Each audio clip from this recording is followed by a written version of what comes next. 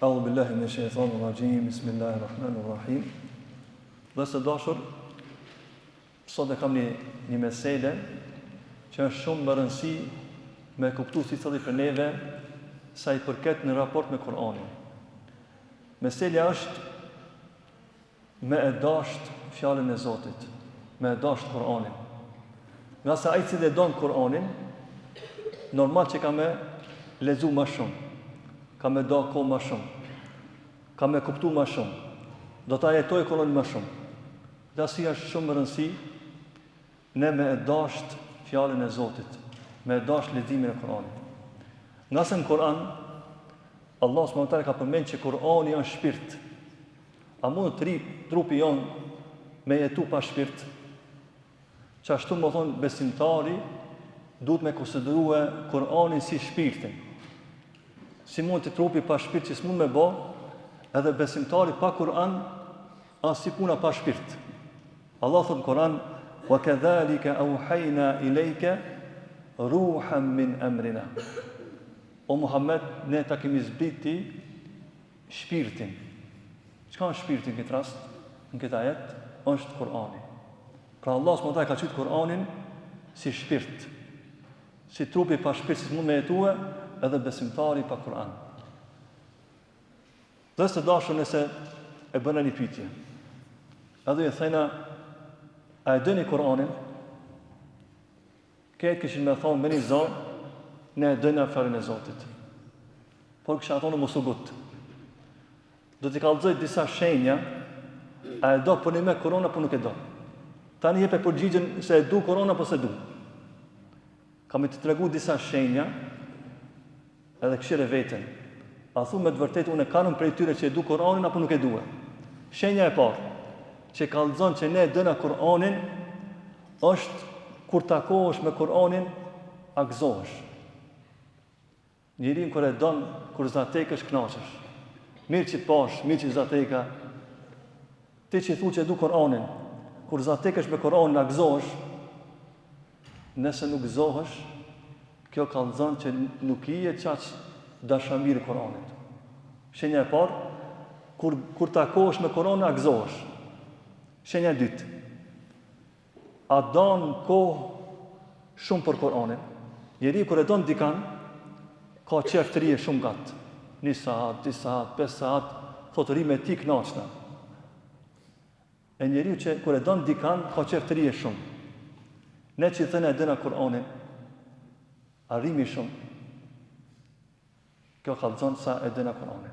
Kjo shenja e dytë. Shenja e tretë, kur një ditë nëse jetë ndonë nga Kur'ani, ka ndodhë një punë, një problem, e ki pas një provim, edhe s'ki pas mundësi me lezu, atë ka marrë malli. Nëse të ka marrë malli, është shenjë që e do Kur'ani. Nëse s'të ka marrë malli, ka kalu 1 muj, 2 muj, 1 vjetë, se ke qelë musafin, kjo nuk kallëzon dashuri. Se personi kër e do në dikan, një ditë mes me pa, një javë mes me pa, merë malli me zatek. Kjo ndodh me Kur'anin. Nëse ndodh, ta di se me të vërtet të e donë Kur'anin. A nëse nuk ndodh kjo, nuk të merë malli, se ke qenë 1 muj, 2 muj, 1 vjetë, kjo kallëzon se dashuria jote ndaj Kur'anit është shumë e dobët.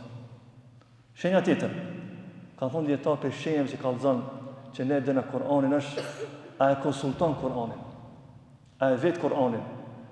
Njerë kër e donë dikan e vetë, si t'ja bëj, çka thue, ku me shkue, ki qef ta marrësh mendimin e atina. A bëjmë ne këtë me Kur'anin? Ne, pasi që e dëmja Kur'anin, i besëna Kur'anit, e respektojmë Kur'anin, a thu e konsultojmë Kur'anin. Kur'anin a thot për një punë zban, a ja marrë. Nëse ja merë, kjo kallëzon që ti me të vërtet e donë fjalën e Zotit, e donë Kur'anin. Kjo shenja e 4. Shenja e 5, ka thonë dietar për shenjave që kallëzon që ne dëna Kur'anin, a janë ngojmi urdhat e Kur'anit, edhe a largomi nga ndalesat e Kur'anit. Se njeri kër e donë dikan, me po mi thonë shko, a i minjerë shkon. Më ka thonë vallaj shoki, më ka thonë baba, më ka thonë nona, du të me respektue, pa tjetër. E Kur'ani nëse thot bane një punë, për një tjetër thot mos e banë, edhe ti nuk e respekton, kjo kallëzon që ti nuk je dashamiri Kur'anit. E kupton, këta janë ato 5 shenja. Ne e dëna kur apo jo? Është tash pyetja vjen. Nëse të vetëm thash, a e don Kur'anin apo nuk e don, këshiri këta shenja. Nëse ki këta shenja, ti me të vërtet do Kur'anin, nëse jo, atëherë lutë Allahun me ta ndryshu zemra. E tash duke thotë hoxha, vallahi se paskëm. Kështu si thave ti, nuk e du Kur'anin. Unë vetëm me gojë e du Kur'anin, jo me vepra kanë larg. E tash vjen pyetja meselja, si ta shtoj dashurinë ndaj Kur'anit. Është një mesele, dietar kanë thënë si me shtu dashurinë tonë me dash me zemër Kur'anin. Dhe të përmend 3 sende. E para, ti mbështetni Zotit. Ti mbështetni Allahut. Nga se zemrat tona janë në dorën e Zotit. Nëse Allahu ta largon zemrën nga Kur'ani, s'ka kush që mund të më ta kthije. Nëse mbështetu Allah, nëse nuk e ki zemrën të lidhur me Kur'anin, thuaj o Zot, unë ti po të mbështetem. Ma drejto zemrën. Nga se Allah ka thënë në Kur'an, wa'lamu anna Allaha yahulu bayna al-mar'i wa qalbi. Allahu është ai i cili ban ndarjen, të largon. Në një ajet thotë Allahu sa asrifu an ayati alladhina yatakabbarun, do të largoj zemrat e atyre që thotë jam mendjemdhë nga Kur'ani. Allahu e bën atë largim nga Kur'ani. Gjithashtu ka thënë Zoti, edhe pejgamberi sa ka thënë në një hadith, ja muqallibal qulub, o ti që rrotullon zemrat, ma forco zemrën dinin tënd. Pra Zotit ti mbështetemi në kthimin e zemrës ka Kur'anit. Është e para. E dyta, për gjërat që ndihmojnë në kthimin e zemrës ka Kur'ani është bëjmë dua. Kur fillojmë leximin, çka themi? A'udhu billahi minash shaitanir rajim. Kjo çka ishte? Dua. Kur thu bismillahirrahmanirrahim, çka kjo dua? Përse duajen lutë Zotin, sidomos sa këto natë të Ramazanit, thuaj o Zot, kur shkosh në sejdë, o Zot, ma ban dashur Kur'anin. Ma ban fjalën tonë të dashur, që të përmallona kur se lexoj. Kur nuk jam me Kur'anin, vjen keq, bën këtë dua. Pejgamberi sallallahu alajhi wasallam është një dua. Pejgamberi ka mësuar neve është një dua tek burrë musliman tash këtë lutje. Ai i cili mërzitet, ai i cili pikëllohet, çfarë duaje të bëje? Është një dua. Ka bëu pejgamberi dua, ka thonë Allahumma inni abduk ibn abdik, është një dua e gjatë. Te kjo lutje përmendet një send. Ati thuhet anta ja'al al-Qur'ana rabi'a qalbi. O Zot, bane Kur'anin pranverë të zemrës time.